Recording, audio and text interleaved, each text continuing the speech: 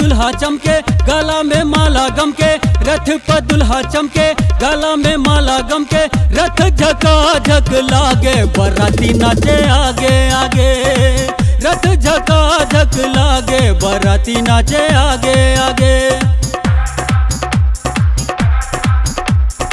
रथ पर दुल्हा चमके गला में माला गम के, रथ पर दुल्हा चमके गला में माला गम के, रथ झकाझक लागे बराती नाचे आगे आगे। गुरु धीरे धीरे रथ घुसकावे बराती नाचे आगे आगे।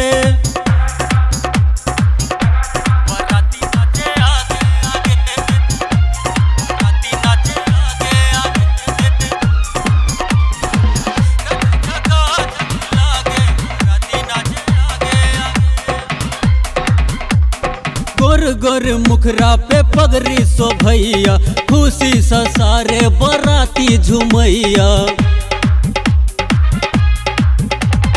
गोर गोर मुखरा पे पगड़ी सो भैया, खुशी से सारे बराती झुमैया। साथियों हमरो जे ललसा लगैया, संग में सब सराती झुमैया। बर सुंदर कन्या पावे सुंदर ई जोड़ी लागे, बर सुंदर कन्या पावे सुंदर ई जोड़ी लागे। हो बर के बाबू मने मन मुस्कावे बराती नाचे आगे आगे, बर के बाबू मने मन मुस्कावे बराती नाचे आगे आगे।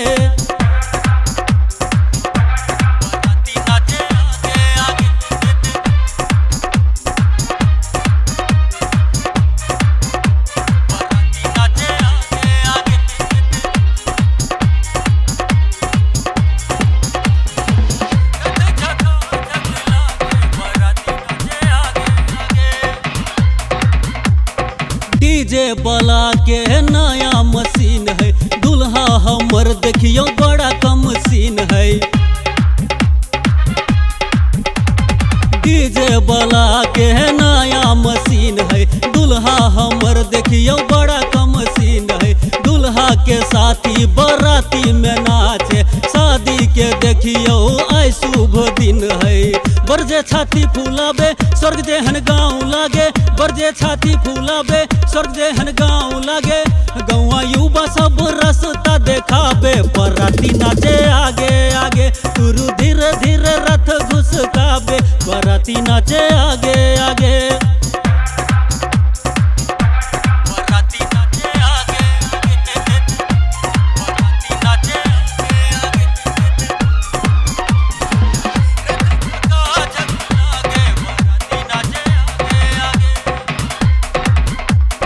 दुल्हा के भैया फूल झारी छोरैया, दुल्हा के मामा जी खुशी से झुमैया।